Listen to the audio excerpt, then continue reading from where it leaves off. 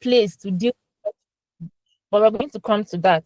Also, ethical foundation of activism also involve accountability, means that you must own your own action and the consequences. So if you're going to commit any act or you're going to say anything, you must be ready to be responsible for that thing that you've said. And so you must know that whatever you're going to write, whatever you're going to say, whatever you're going to be doing, you must be very confident about it. And that's why you must only speak verified facts. Now, you must respect others.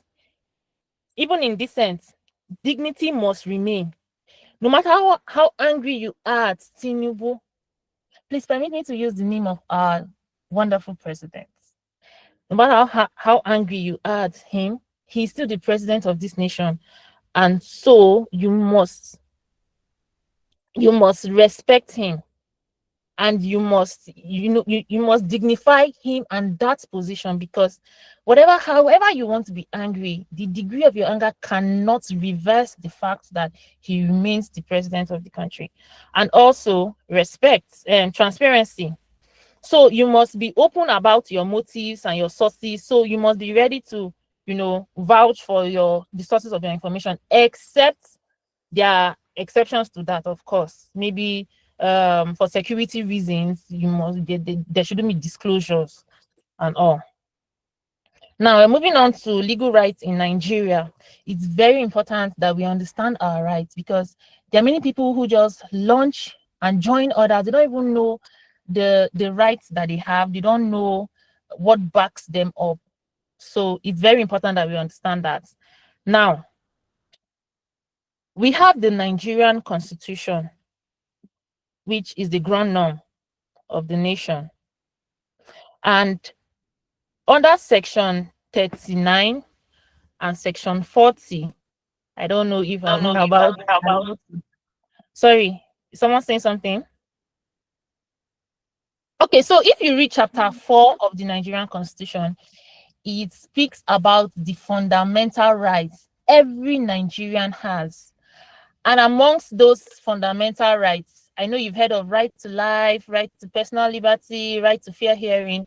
Yes, there is also right to freedom of expression and the press, and that is under section 39. Section 40 says right to peaceful assembly and association. Now, what this means is that you as a person, as a Nigerian, you have the right and you have the freedom to actually express yourself, express how you feel. You have the right to say what, as long as it's not harmful or disrespectful to another person. There are also limits to these things. So you have a right to express how you feel about how the government is performing, about things you don't like in society. You have the right, and nobody should come after you if you do that. You have the right to the press. You have also, section 40 speaks about your right to peaceful assembly and association. It means that you can form whatever association you want to, as long as it is peaceful, as long as the motive is not harmful to the society. You have the right to actually form that association.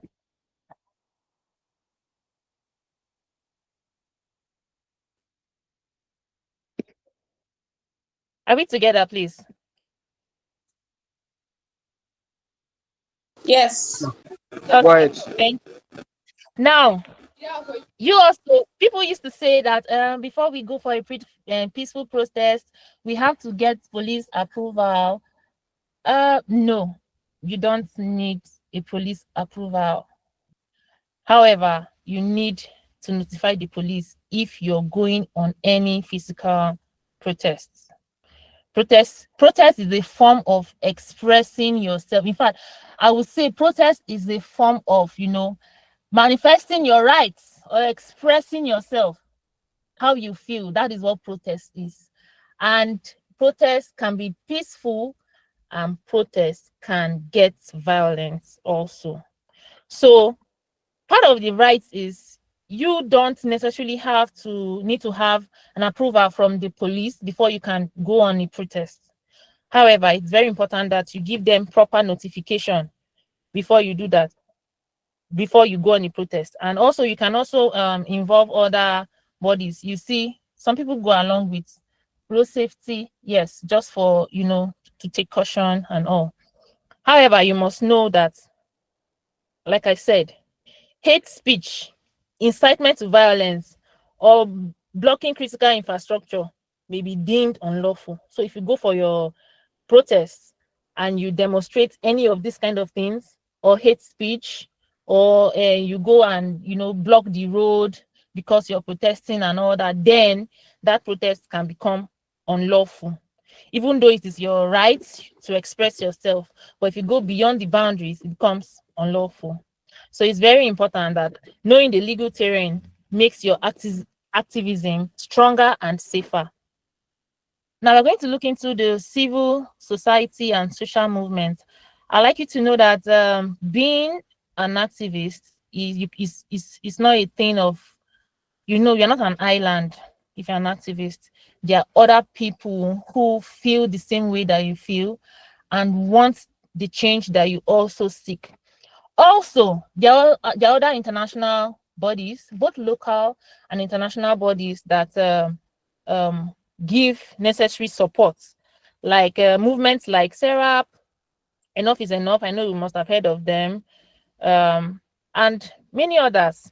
They are just examples of structured and impactful advocacy groups. Now, this civil society gives strength, gives structure and sustainability to activism. Now, like I said, no activist is an island. So these groups, these NGOs and other social movements, they help to organize trainings, train leaders, they help to provide legal backing. An example of such movements, the Nigerian Bar Association also have a department that is responsible for helping people to pursue their fundamental human rights and enforcing it. And you can see a foremost person in Nigeria who is a very strong force in that line is Falana. Yes, so there are people who give very strong backings to this. Now, it's very important to learn from every movement. Every movement teaches us a lesson. So I will just take us to history just a bit. I'm watching my time.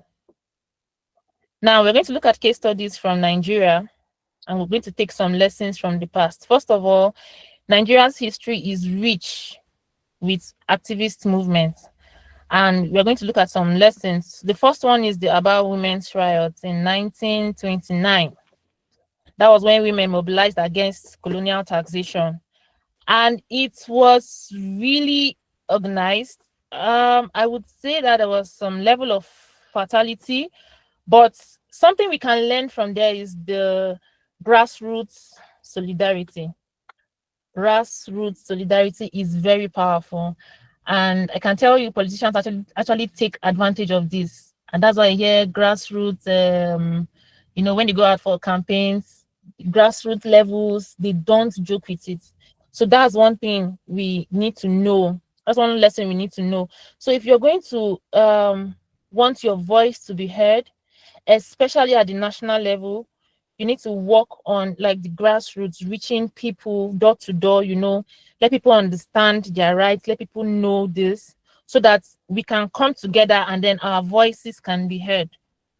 Also, the June 12th struggle, after the election, and then the military government then took over and all. Now, legal action and international pressure led to democratic restoration that time. Another thing we must learn from that, during that June 12th protest, it actually showed that Nigerians had one voice. And a lesson to learn from there is that persistency pays, actually, because I think that was what bettered democracy in 1999.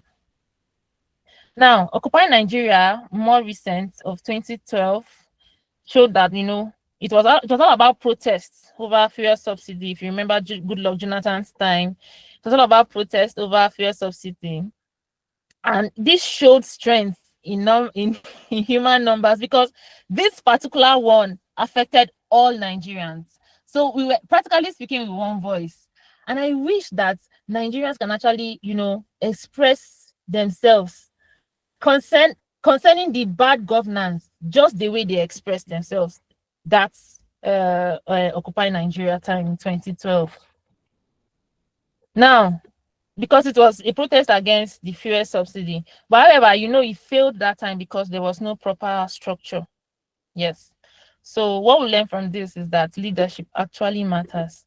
Now, the most recent, which is like very known, aside the last year August 1st protest, was the NSAS in 2020. That was when tech savvy youth actually led decentralized protests. And the big lesson to learn from that is that transparency and coordination are vital. Now, for the first time in my life, I was so proud to be a Nigerian, because I couldn't believe, or the level of coordination. There was no particular person you could pinpoint and say this is the person who is the leader. Though people were accusing Peter Obi of being the person that is behind it, but he wasn't. People were just thinking as one. People were united. You could see in Abuja then, when it's time for Muslims to pray, the Christians will come, will block them, they will pray. When it's time for, there was so much peace and coordination during that protest, except for, what it turned into in Lagos, which was not the fault of the protesters, I would say. And also, this time, there was a lot of transparency. So as people contributed money for this protest just to move things forward, you could practically see oneness and transparency. So transparency are actually very powerful. So it's very important for us to learn from every movement. Pick something to learn. Okay, we are moving on to digital activism and legal risk. So we know that today a hashtag can shake a nation. The power of hashtag, the power of something is trending. It can go miles. See what happened in Benue State last week. Just what?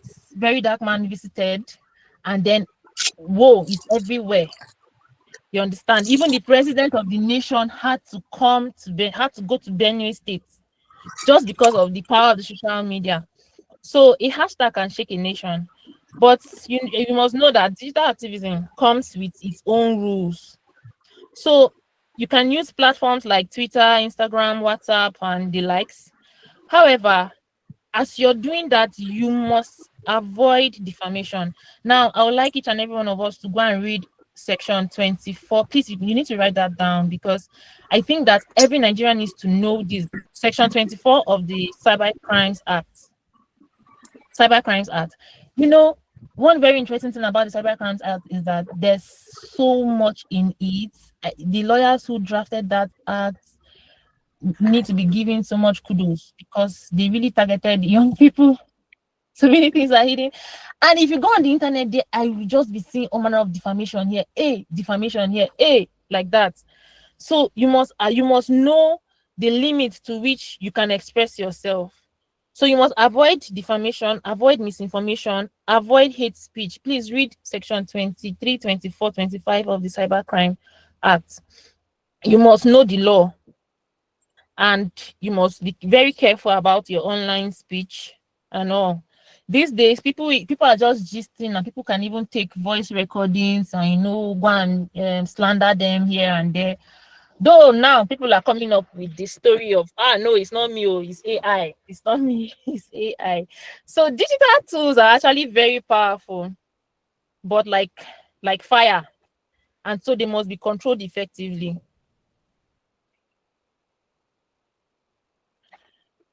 Now, moving on to the next slide as I round up, there are limits of lawful protest. Like we've seen, we must notify the police. We must avoid incitement and violence.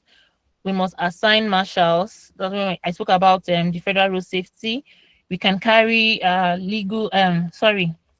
emergency and legal aid contacts along. So the goal is not just to speak, but the goal is to speak wisely and stay protected. Now we are moving on to protection and risk management. So you must know your rights when you are arrested. Okay, nobody here will be arrested by the special grace of God. However, it's very important that you know your rights. A person who is being arrested must remain silent, not must. You are advised to remain silent, at least till you consult with a lawyer, request for a lawyer. Another thing is during activism, please document everything. Have pictures, take videos. Now, I would like you to know that pictures, videos, documentary evidence, knowing the name of an officer, or having, because most times they won't, if you are doing something wrong, they will want you to video them. But knowing their name, having videos and pictures, and having all this have saved people's lives. So it's very important that you document everything. You have recordings, you have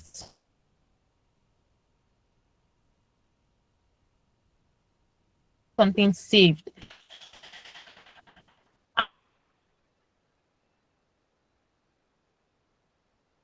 And also, you must know that we have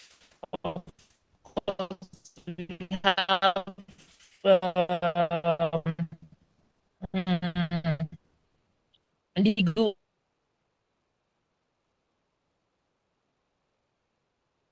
Said earlier, we have other organizations that help us to, Nigeria is bound with several international human rights agreements already. So we have organizations that we can actually go to.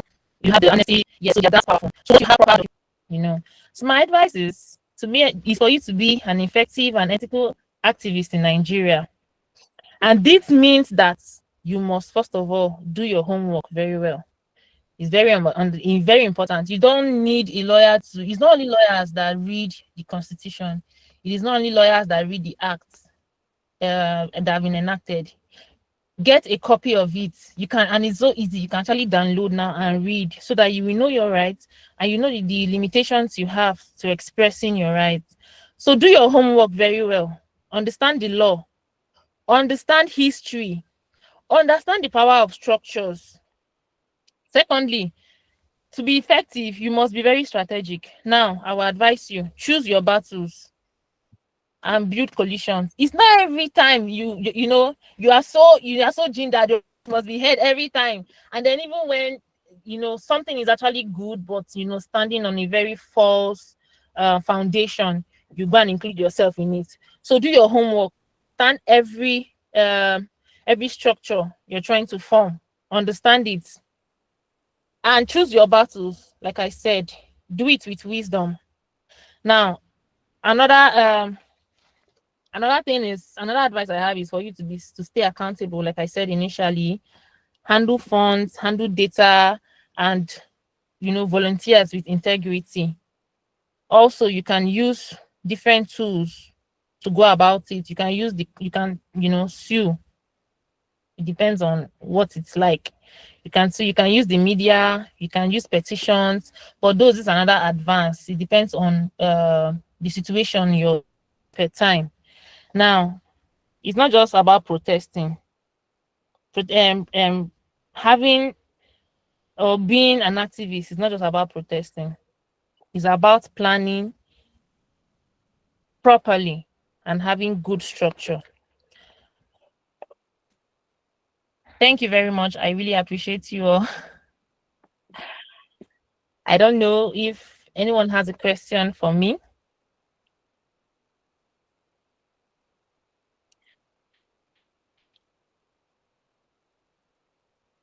Okay. So another thing I'll just say, sustaining change, trying to bring about change. Yeah, it takes integrity. It takes legality. So you must be a person of integrity. So if you're trying to, there's a thing that we say in law, that he who comes to equity must come with clean hands. So if you're trying to bring about change, you must also be the change that you want to see. And also, like I said from the beginning, that courage without caution is equal to recklessness. So I will just end with that, and I will give you the floor to ask questions, please.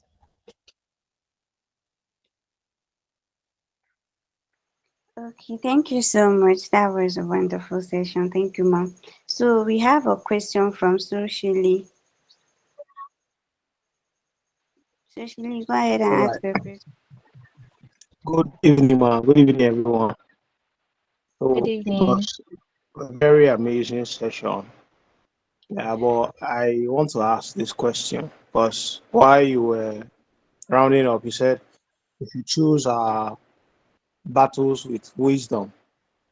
So, while talking of peaceful protest and then some approaches we make towards, trying to get the leadership to understand that something is not going on right. Or there's a situation where it looks as though what the leadership deems fit, it's what you're supposed to like stand for. If they are anything they are doing, it's right. It starts from maybe school leadership, let's say the school union. I've experienced situation whereby students are victimized because they stood against what the management was doing, and of course, it's wrong. Even peaceful protests and all of that. Like you mentioned the case in Benue State here, why some young people were protesting, a lot happened. Some were arrested and the rest. So it used to look as if the person who has power detects what's right or wrong and all of that.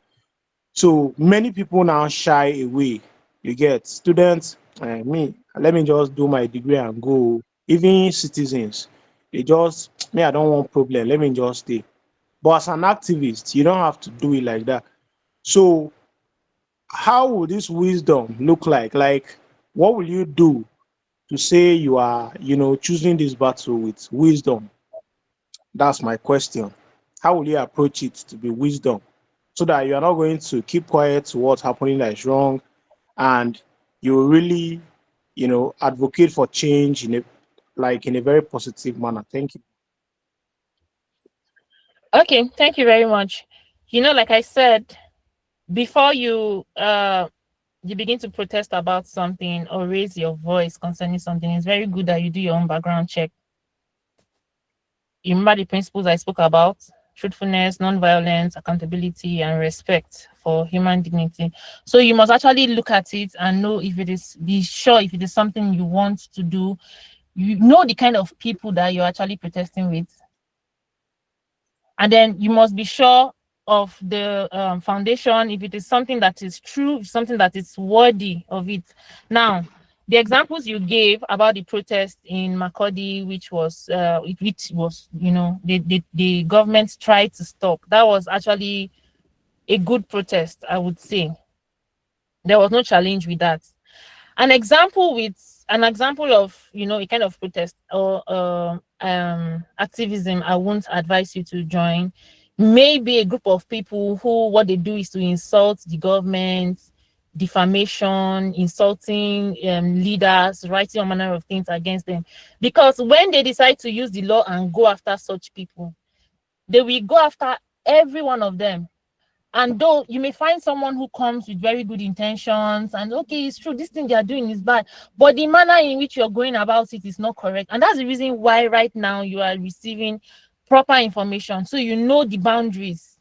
So it's not just about expressing yourself, but knowing when to start, when to stop, for you to know the restrictions or the limitations that are also involved.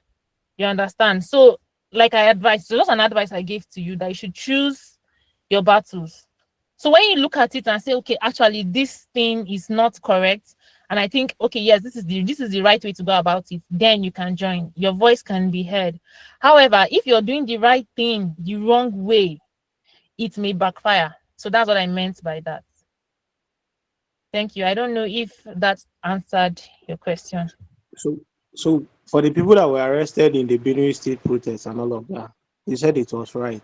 No, no, Situations no. like I said the protest was actually genuine. The protest was that. good, but that move to arrest them was actually wrong, and they can So, actually file for their so fundamental the, rights to yes, to be enforced. Yes, they have the right to file, but it actually depends, because I heard that some people were making some I didn't really follow that, but I heard that some people that they were picking up in Makodi were making some kind of comments or statements against the government.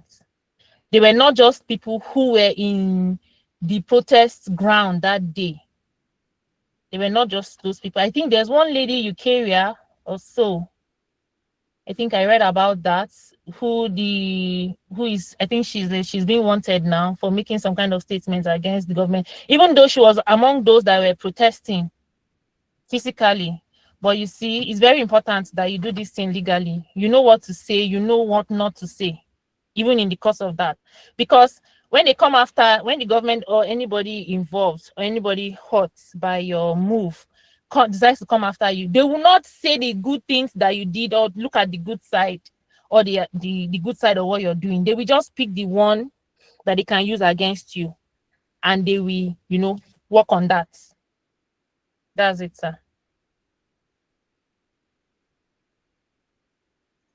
Okay, thank you. So, Edith, I want you to like summarize your question and just be brief because Right. we Thank you for to the presenter. Thank you for this insightful pieces of information. Meanwhile, my question is: you made mention of protesters knowing the names of police officers and all of that. So, don't you think that is not enough? As you may have different people with the same names, so how can you really use a name of a person to indict them? Okay, so there's a reason why I think that the force have their name tags there. And when you approach, let's say even checkpoints, and you call the name of the officer, you call him by his name, there's an extra caution that they take, because they know that that name that you know already can be used against them if they misbehave in any way. So if you are able to identify the person's name, you remember the time it happened, remember the location it happened. I don't know if there can be any form of coincidence that there are two people with same name, same time, same venue. So this can Okay, help the larger body of the police, or example now the police, know who is involved or who the person all, was. all right, but please let me quickly say something. We had a case some time ago, and then after we filed the report at the police station, we told them of the person's name, but we were asked of the person's badge number. Ah, Badge number. Yeah. okay. Okay. So when the system wants to work against you, they try very hard to work against you. That's what I would say.